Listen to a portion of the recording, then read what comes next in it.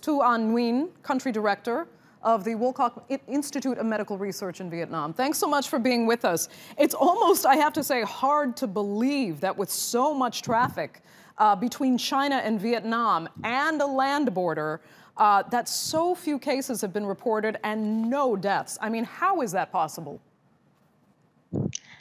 Well, a lot of people ask that question, and I could say that because the Vietnamese government have taken the action very early, in January 3rd, the country started to set up a committee to respond to the COVID-19 and started to do quarantine and check on the border between Vietnam and China. And 20 days later, we found the first case. So that's a very important intervention. And the second one is mass communication. The government have tried to reach as many people as possible. They send SMS at least once or twice a day to everyone. And you know the coverage of mobile phone in Vietnam is over 70%. So a lot of people receive information.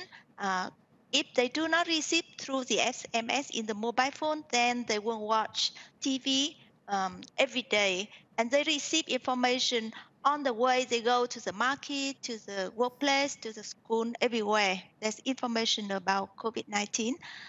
Additionally, all of the travelers or those who have contact with the COVID-19 cases and contact of the contact was quarantined, were tested, and was traced rigorously.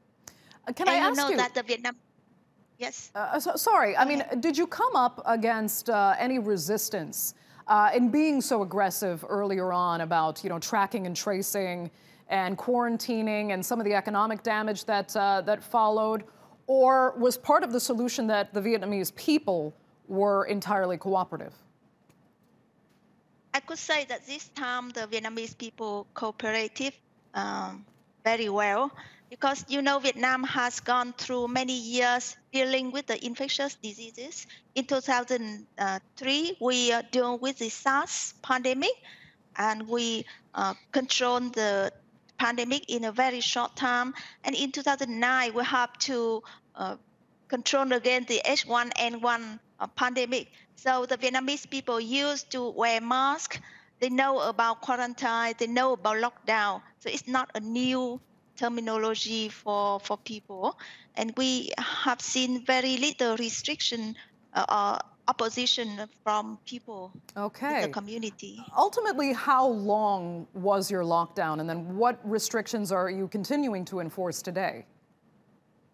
Yeah, the lockdown was for 3 weeks only, and then it was lifted slowly, but not the whole country, because the government has developed a risk scale for each province, and we have 63 provinces.